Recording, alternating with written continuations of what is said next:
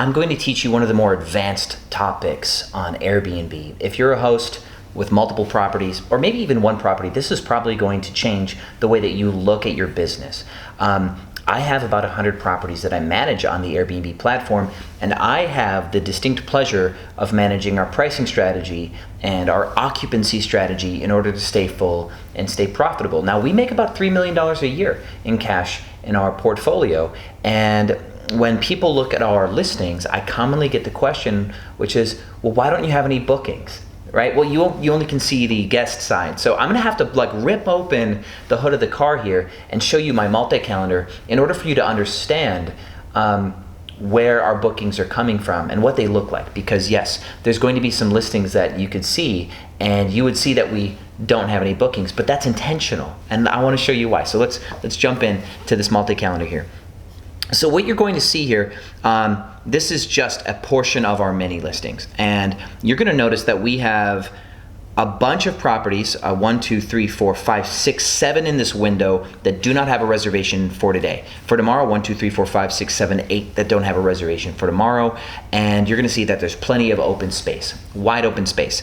Now, this is intentional because our pricing strategy is geared towards picking up multi-week or multi-month clients, especially coming into slow season. So it's the first week of December, and January in Philadelphia will be the slowest month for the market. December in Houston and January are the slower 2 months for Houston. Dallas, I'm kind of new and I don't have the data memorized, but I believe that December, January also is kind of slow for them as well. So Fort Worth is just like this really crazy dip and scoop thing, and so I think January is supposed to be really good for Fort Worth. But what we're trying to do is we're trying to preserve the openness of date ranges on our calendar in order to make sure that somebody can book for a month. So it's very much a simple question.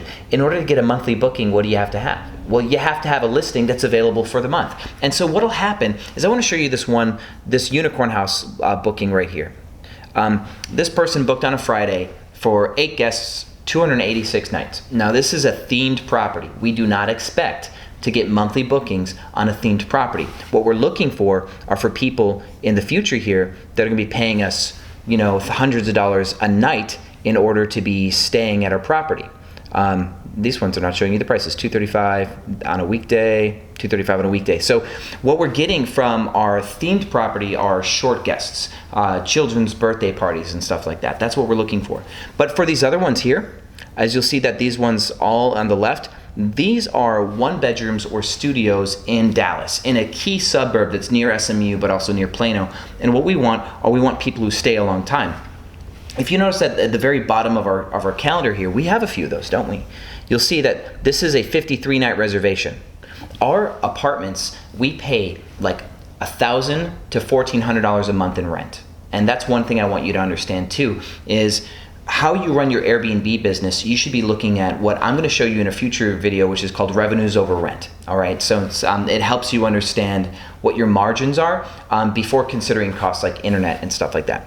But these reservations, what we're getting like $3,000 a month sometimes. We're getting good monthly incomes, because what'll happen is, see these top 4 on this chart, we can't get a monthly stay because we have 2 days or 3 days booked. Right? When a calendar is compromised, you can't get a multi-month booking. So if we scroll up, we are very happily open on a lot of our reservations. And then people who do book, they're going to be booking at a premium if they want to book for 2 or 3 days. So this person here, they booked for 2 nights and they're paying us over $500 for those 2 nights. This person here, they booked for 4 nights and they're paying us almost $800. This person here, for 1 night, they're paying $250.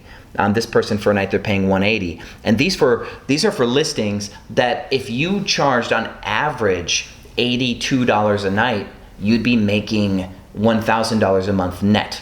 Okay, so take that math. Let's say your rents are $1,200 or $1,300, and you're collecting $82 a night. You're collecting almost $2,500 a month, and then depending on how many times you have to clean it, you will come away with roughly net of $800 to $1,000 in profit, right? So if we're charging people like $150, $250, $350 a night for dates in the future, we're charging them that much extra money because they're making it impossible for us to get our prime booking, which is our monthly booking. That's what we want. So I'm very happy to see that the ones that have bookings have back-to-back bookings, and the way that I did that is I have a pricing strategy that as soon as we have short bookings, the way we price that listing changes dramatically. The moment that we're no longer able to have a monthly booking, I change my pricing strategy. It flips upside down.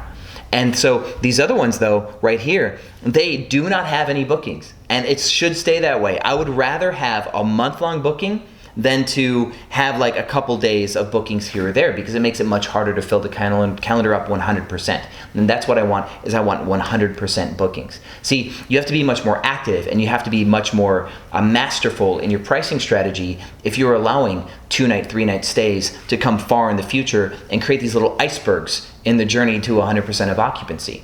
That's something that you guys need to understand too. So you need to raise your prices up to prevent 2-night and 3-night stays. And yes, your calendar is going to look empty, but what's going to happen is you're going to price lower for monthly or multi-week stays, so that way somebody can book for 3 months or 4 months, and you can make your steady $800 or $1,000 a month cash flow on all those properties. Now, this is important to me because running 100 properties, I have to manage staff as well. There's things to consider inside of my strategy. So if I have 25, 30 people on my team and we have to clean every single day, which is something that we tend to do with our last minute bookings, if in slow season, we get booked, like we stay steady 80, 90% occupied. And let me show you some screenshots of that here too, because our pricing strategy allows us to pick up last minute bookings. And so my staff, they're busy cleaning a lot of last minute reservations. But what makes it possible for us to run this strategy is that 30% of our inventory is locked up on longer term stays when we do our pricing right. So we have a blend of long-term stays, and then we have a blend of like high premium short-term stays that people booked in advance. And then we have a blend of low margin, kind of like grinding through our last minute inventory. And those are the three main ways, that we get booked. What matters the most is not how far booked in advance you are here. This empty space here in the middle of December in people's slow season, where people will go, well, this person's running their business wrong. That's not true. This empty space in slow season, if managed appropriately, can fill up 100% of the way. By being available, this person paid $4,700 for 53 nights on a 1-bedroom, right? Again, that's huge profits, and we don't have to manage that listing anymore. And by having these right here, you're gonna notice that we've got colors on our multi-calendar. We've got greens and we've got blues, and there's gonna be some reds and yellows here or there. These are pricing rule sets changes. And I go over this in detail in my 2-hour pricing strategy course. And this is my point. If you don't wanna have to manage your prices, every little detail, and change based on SEO and all these other factors that we lay out in the course, if you don't have to do it all, the easiest thing to do is get monthly stays. That's absolutely the easiest thing to do. Now let me show you something else, because this is another thing. If you're looking at people's listings, you're gonna see something. Okay, so this one, you'll see that we have one night that's $50, and then everything's like 67, 70 bucks for what I showed you. Yeah, our lowest price on this calendar is 50 bucks. You notice that January is 140 a night, weekends are 170 a night. That whole calendar area is full. But if somebody books for the month, they are not paying 140 a night to stay in this $1,000 a month apartment. Okay, this one costs us less than $1,000 a month to rent this one. But we have people paying, you know, this one, for example, somebody paid for the week 600 bucks, and then somebody paid for this weekend 300 or 400. Somebody paid for this weekend 260. We are profiting wildly off of this. If our rents are $900, $980, yeah, this is great. But let's go preview. Because this is one thing I think a lot of people don't understand, is it's gonna show that our price is 50 bucks. Know why? Because what Airbnb does is they will show you the lowest price that you have advertised for the next 6 weeks, right? So let me go into the future here and let me make one of these prices different. Let me go here and let me change this one to, like, say 30 bucks. I don't wanna go too low because somebody might like book it instantly. So let's take this one and make it $30, okay?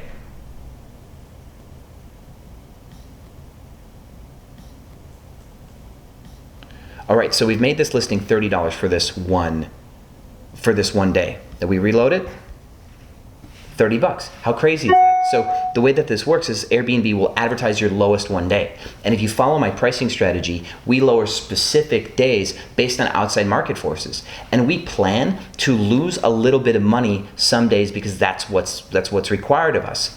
Unfortunately, because I'd rather have every single day booked than to not. There's a couple reasons. You get an SEO boost for being nearly 100% full. And by losing money, I mean losing money on like daily rent. Like if you divide your cost structure based on what your daily rents are, then you could have like a $45 per day in cost with rents and utilities. It still costs you, say, $30 to clean. So if you collect $45, deduct the $30 it costs you to clean, and you still get to contribute that $15 towards rent. If you didn't get the day booked, you actually would then lose all $45 of your daily operations, the fixed stuff that doesn't change whether or not you have a booking, right? So I would charge $30 for this day, plus a $30 cleaning fee. And it costs me $20 to clean, and I can apply that $40 towards my hard cost. And you know what's really funny? I'm still profitable that day because my rent, like I said, is under $1,000. So plus internet and utilities, I'm paying maybe $1,100 or $1,200 per month for this property. Sirens. So if I can charge $40 above my cleaning cost and break even, that says a lot about the business model. It's not just about pricing, but it's about operational strategy. And I price the way that I do because I know what my business is capable of, and I know what the side effects are of staying full. So I'm prioritizing monthly bookings. So I like to keep my calendars wide open, and it will scare people. People are like, I can't do that. I can't know, or I can't not know where my money's coming from. People want to get those bookings in the future, so a lot of you are dropping your prices way too fast because you want bookings next month. But the problem is you get a couple bad bookings next month, and it prevents you from getting the big ones. If you only got 6 guests per month on each property that you had, and you knew you were allowed to have 6 customers, how long would you want those stays to be? Would you want them to be 5 days each, right? So you can have a total of 30 days. So what happens is you have 2 customers that each book for a day or just for the weekend. Well, now your other 4 customers somehow have to fill up the rest of your calendar, and it may not be possible. So in slow season, if there's less customers, you want the big ones. You can let everybody else have the little ones. You want the big ones. Make sense? So let's take a look at our past bookings, right? So you can see that in the future here, we've got so much open space where we've got all this, obviously we have all this real estate left to be booked, but when you go back into our in our history, days that are before today, you'll see that even though the average occupancy in our markets right now should be 50 to 60%, we are staying over 80 or 90% occupied as a whole, right? So, and let me actually show you that. So these ones that are completely grayed out, these are new listings. Like I said, we've been adding 40, 50 doors. I think, 40 of them are live right now, and I'm still wrenching together more. These grayed out ones are new listings. These are ones that either have a direct booking or they are not live yet. So when they're grayed out like that, that means that they've been blocked, okay? So let's go to the performance tab because I want you to see something.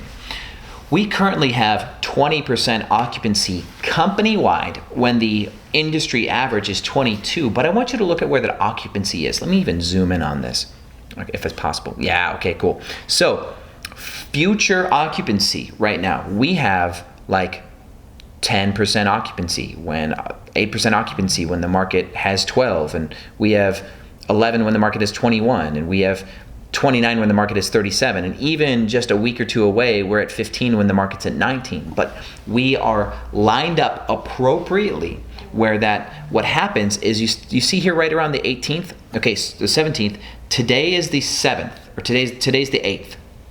So as of 10 days from now, we start to become more occupied than the rest of our markets, right?